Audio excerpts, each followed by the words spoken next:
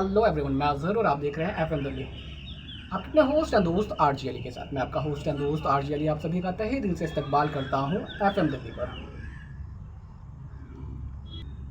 स्वागत है आपका कहानियों की दुनिया में। आप राजकुमार सिद्धार्थ को तो जानते ही होंगे, जिन्होंने 6 साल का तप किया और बाद में ज्ञान प्राप्ति के बाद बौद्ध हो गए।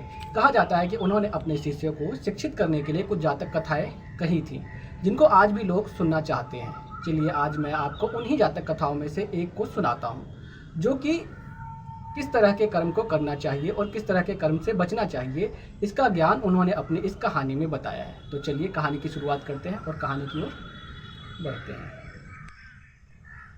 श्राद्ध भोज के लिए किसी ब्राह्मण ने एक बार एक बकरे की बलि चढ़ाने की तैयारी आरंभ की। उसके शिष्य बकरे को नदी में स्नान कराने ले गए। नहाने के समय बकरा एकाएक बड़ी जोर से हंसने लगा, फिर तत्काल दुख के आंसू बहाने लगा।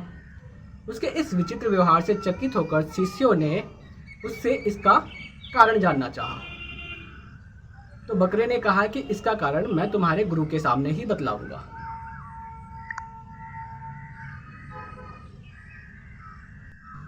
ब्राह्मण के सामने बकरे ने यह बतलाया कि वह भी कभी एक ब्राह्मण पुरोहित था और एक बार उसने भी एक बकरे की बलि चढ़ाई थी, जिसकी सजा वह आज तक पा रहा था। तब से 499 जन्मों में उसका गला काटा जा चुका था और अब उसका गला कटने का यह अंतिम समय था। इस बार उसे एक और बुरे कर्म का अंतिम दंड भुगतना था, इसलिए वह प्रसन्न होकर हंस रहा था। किंतु वह दुखी होकर इसलिए रोया था कि अगली बार से उस ब्राह्मण के भी सर को 500 बार काटा जाएगा।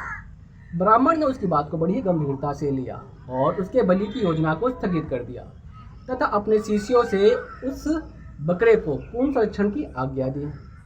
किंतु बकरे ने ब्राह्मण से बताया कि ऐसा संभव नहीं था, क्योंकि कोई भी संरक्षण उसके कर्मों के फल को नष्ट नहीं कर सकता,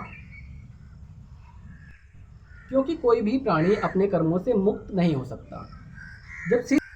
जब शिष्यगण उस बकरे को लेकर एक अच्छे और सुरक्षित स्थान पर जा रहे थे, तभी रास्ते के किनारे में एक पेड़ की शाखा पर नरम नरम पत्तों को देखकर जो ही बकरे ने अपना सर ऊपर किया, तभी एक वज्रपात हुआ और पेड़ के ऊपर पहाड़ी पर स्थित एक बड़े से चट्टान के कई टुकड़े छिटके और एक बड़ा सा टुकड़ा उस बकरे के सिर पर इतनी जोर से आ लगा कि पलक झपकते ही उस बकरे का सर उसके धड़ से अलग होकर जमीन पर आ गिर पड़ा।